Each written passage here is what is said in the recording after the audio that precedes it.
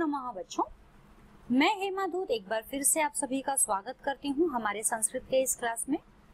आज हम करने जा रहे हैं 8वीं कक्षा का संस्कृत विषय से 9वें पाठ का चौथा सेशन और हमारे पाठ का नाम है सप्तभगिन्यः। मैं आशा करती हूँ अब तक तो आपको सप्तभगिन्यः के बारे में अच्छी खासी जानकारी हो गई होगी। सप्तभगिन्यः अर्थात 7 बहनें। हमारे देश के उत्तर पूर्वी इलाके में जो 7 राज्य है, छोटे छोटे राज्य, अरुणाचल प्रदेश, असम, मिजोरम, मेघालय, मणिपुर, नागालैंड और त्रिपुरा, यह 7 राज्य जो है, यह 7 राज्य जो क्षेत्रफल में भले ही छोटे हैं लेकिन इनकी विशिष्ट ऐतिहासिक विशिष्ट पारंपरिक विशेषताएं बहुत गहरी हैं। तो इनके बारे में हमने पिछले फर्स्ट और सेकंड सेशन में जानकारी ली। थर्ड सेशन में हमने इसके शब्दार्थ किए हैं, साथ में उच्चारण किया है। अब इस सेशन में हम इसके सारे क्वेश्चन आंसर्स एक्सरसाइजेस जो है कंप्लीट कर लेंगे और शुरुआत करती हूँ मैं यहाँ पर। हमारे जो इस सेशन का जो पहला प्रश्न है, प्रश्नानाम उत्तराणि एक पदेन लिखतः, यानी कि एक पद में, 1 वर्ड में दिए गए प्रश्नों के उत्तर हमें लिखने हैं। अस्माकं देशे कति राज्यानि सन्ति। जैसे मैं आपको पहले भी बता चुकी हूँ, अस्माकं यानी हमारे देशे कति राज्यानि सन्ति, कितने राज्य है तो 29 राज्य, लेकिन क्योंकि चैप्टर में हमारे अष्टाविंशति यानी 28 दिए गए हैं, इसलिए हम यहाँ पर आंसर में भी 28 यानी अष्टाविंशति ही लिखेंगे। ठीक है, तो अस्माकं देशे कति राज्यानि, कति यानी कितने, राज्यानि सन्ति अष्टाविंशतिः। ठीक है, 28। प्राचीने इतिहासे काः स्वाधीनाः आसन्। जो प्राचीन इतिहास में कौन स्वाधीन थे? सप्तभगिन्यः, इंडिपेंडेंट थे। स्वाधीन यानी इंडिपेंडेंट, आजाद। सप्तभगिन्यः, ये 7 राज्य जो है, इन पर किसी भी राजा का शासन नहीं था। केषां समवायः सप्तभगिन्यः इति कथ्यते। तो केशाम समवायः मतलब ये जो है, किसमें सप्तभगिनी जो है किसमें आ जाते हैं, किस समूह में आ जाते हैं, और इसमें किस समूह में कहा जाता है? सप्त राज्य नाम। यह जो समूह है सप्त राज्य, इस समूह में यह नाम आया है सप्तभगिन्यः। तो केशाम समवायः, तो यह जो सप्तभगिन्यः नेम है, ये किन चीजों का समावेश है? यह राज्यों का समावेश है, 7 राज्यों का समावेश है। तो केशाम समवायः यानी किसका समावेश है? सप्तभगिन्यः इति कथ्यते। सप्त राज्यानाम।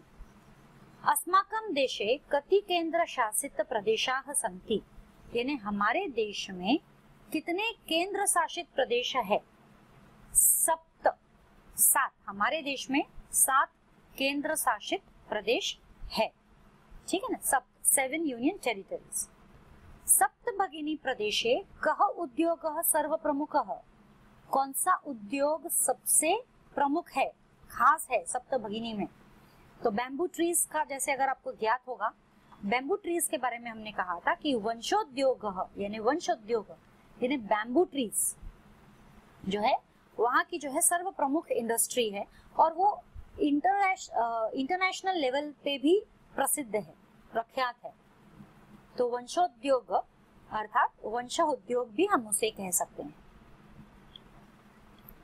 अगला जो हमारा प्रश्न है, अधोलिखितेषु प्रकृति प्रत्यय विभागम कुरुत, यानी कि हमें जो शब्द दिए गए हैं उन शब्दों को हमें तोड़ना है और उनके प्रत्यय जो होते हैं, जो प्रत्यय जोड़कर शब्द बनते हैं, वो शब्दों में उसे तोड़ना है, 2 अलग अलग भागों में करना है।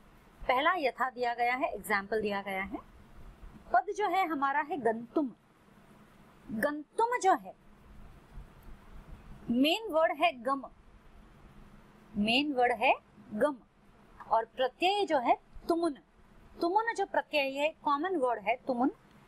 जिस भी पद में तुम अंत में तुम आता है, तुम या तुम आता है, वहां पर जो आपका प्रत्यय जो लगना है वह तुमुन ही लगना है और उसके पहले वाला वर्ड हमारा प्रकृति हो जाएगा, यानी base word, main word. Main word को फिर प्रत्यय लगता है और एक नया शब्द बनता है।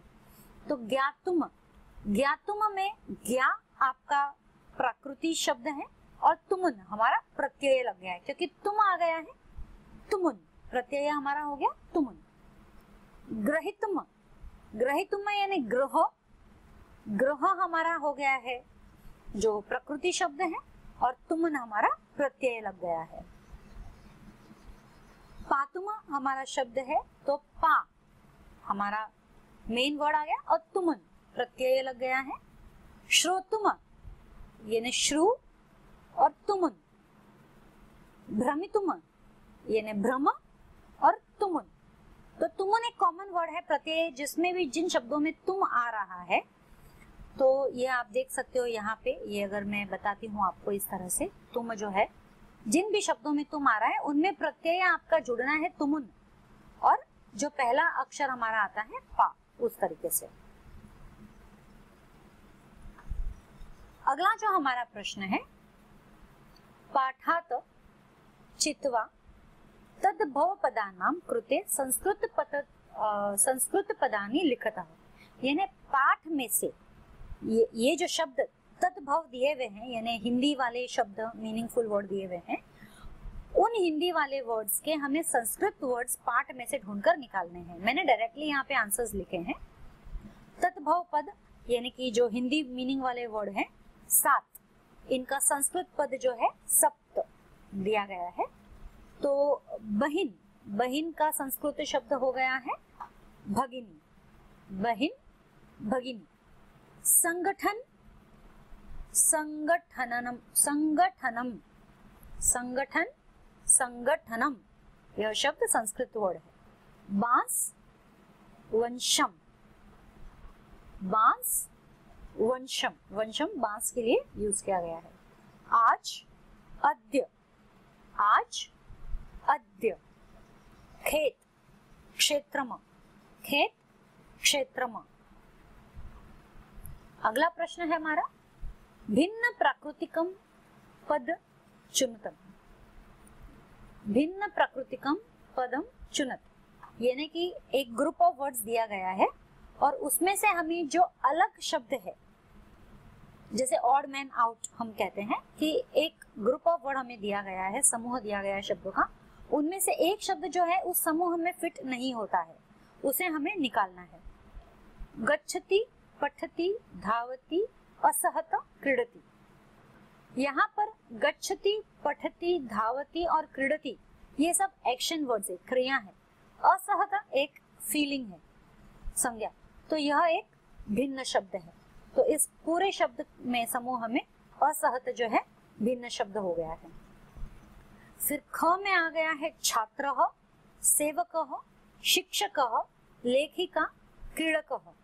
यहाँ पे छात्रः, सेवकः, लेखिकाः, शिक्षकः, लेखिकाः, क्रीडकः, ये सब जो है, इसमें केवल लेखिका जो है अलग शब्द आ जाते हैं, बाकी सब जो है शिक्षा से जुड़े हुए शब्द है। छात्रः, सेवकः, शिक्षकः, लेखिका, क्रीडकः। सॉरी, ये जो वर्ड है लेखिका जो है यह स्त्रीलिंग रूप है, बाकी सब जो है पुल्लिंग रूप में आ जाते हैं। आ वर्ण में अंत होने वाला यह स्त्रीलिंग रूप है, बाकी सब जो है पुल्लिंग रूप में आ जाते हैं, अवर्ण में अंत होने वाले शब्द। अब ग में पत्रम, मित्रम, पुष्पम, आम्र, आम्रः, नक्षत्रम। अब यहाँ देखिए केवल आम्रः जो है एक अलग से वर्ड दिखाई दे रहा है, बाकी जो म में एंड होने वाले नपुंसकलिंग शब्द है, और आम्रम ये तो यस नो वाला वर्ड है, बाकी सब नपुंसकलिंग शब्द है। तो आम्रम हमारा ऑड मैन आउट हो गया है। फिर अगला प्रश्न है व्याघ्रः, भल्लुकः, गजः, कपोतः, वृषभः, सिंह। तो यहाँ पर जो है हमारे बाकी के जो व्याघ्र, भल्लुक है, गज है, वृषभ है, सिंह है, ये सब जो है पशु है, और कपोत जो है पक्षी है, पशु पक्षी। कपोत यानी कबूतर, कपोत जो है पक्षी है, बाकी सब जो है पशु है, इसलिए कपोत जो है हमारा कपोत हमारा भिन्न वर्ड हो गया है। पृथ्वी, वसुंधरा, धरित्री, यानम, वसुधा। तो पृथ्वी, वसुंधरा, धरित्री और वसुधा, ये सारे के सारे शब्द जो है पृथ्वी से रिलेटेड है, अर्थ। और यान एक केवल यान यानी कि वेहिकल, यह एक अलग शब्द है। बाकी ये सारे जो है पृथ्वी से रिलेटेड वर्ड है। तो यान जो है हमारा और मेन वर्ड हो गया। अगला है मंजूषातः क्रियापदानि चित्वा रिक्त स्थानानि पूर्यता, यानी कि ब्रैकेट्स में दिए गए वर्ड्स में से हमें जो क्रिया जो पद है, क्रियापद यानी वर्ब्स जो हम कहते हैं, जो एडवर्ब्स जो है, वो वाले वर्ड हमें, क्रिया वर्ब्स वाले वर्ड हमें यहाँ पुट करने हैं, फिल इन द ब्लैंक्स करने हैं। तो हमारे जो ब्रैकेट में वर्ड्स है मैं वो एक बार रीड आउट करती हूँ। संति, अस्ति, प्रतीयन्ते, वर्तते, इच्छामि, निवसन्ति, वर्तन्ते। तो क अयं प्रयोगः प्रतीकात्मकः वर्तते। अयं प्रयोगः प्रतीकात्मकः वर्तते, यानी कि यह प्रयोग जो है सांकेतिक है, जान पड़ता है। सप्त केंद्र शासित प्रदेशाः सन्ति, सन्ति यानी है। अत्र बहवः जनजातीयाः निवसन्ति यानी रहते हैं। अहम किमपि श्रोतुम इच्छामि, और हमें यह सुनना चाहते हैं हम। तत्र हस्तशिल्पिना बहुल्य अस्ति, वहां पर बहुत सारे हस्तशिल्प है। सप्त भगिनी प्रदेशाः रम्याः ह्याव च वर्तन्ते, तो वहां पर ये 7 बहनें रहती हैं। गुण गौरव दृष्टयाम इमानी बृहत्तराणि प्रतीयन्ते, प्रतीत होते हैं जैसे बहुत ज्यादा है। गुण गौरव जो है ये प्रतीत होते हैं। अगला है विशेषस्य विशेषणाम उचितम मेलनम कुरुत, यानी हमें मेल करना है विशेषस्य और विशेषण, यानी कि जो एक नाउन होगा और उसके लिए विशेषण होगा उसका हमें मेल करना है। तो विशेष्य पदानि यानी कि जो नाउन है और विशेषण यानी कि जो एडजेक्टिव है। अब मैं यहाँ पे मैंने ऑलरेडी कर लिए हैं, मैं आगे करती हूँ। अयम प्रदेशः संस्कृति विशिष्टायाम भारत भूमौ महत्वाधायिनी संस्कृतिः प्राचीने इतिहासे एकः समवायः। तो यहाँ पर हमारे ये मैच द कॉलम भी खत्म हो गया, सारी एक्सरसाइजेस हमारी यहाँ खत्म हो गई हैं। So what did we learn today? बच्चों आज हमने क्या सीखा? सीखने के लिए तो आज हमारे पास ज्यादा कुछ था नहीं। आज हमने जो एक्सरसाइजेस किए, जो ऑलरेडी हमने पिछले सेशंस में सीखा है, उसी को उपयोग में लाया है। यहाँ पे हमने एक्सरसाइजेस की है इस चैप्टर के अंदर। इसी के साथ ही हमारा यह चैप्टर इस सेशन के साथ में खत्म होता है, 9वां चैप्टर। मैं आशा करती हूँ आपको समझ में आया होगा। और यदि कहीं पर भी आपको कोई भी डाउट है तो आप आस ऐप के द्वारा मुझे कांटेक्ट कर सकते हैं। तो आज के लिए इतना ही, फिर मिलेंगे अगले चैप्टर के साथ में अगले सेशन में। तब तक के लिए धन्यवाद।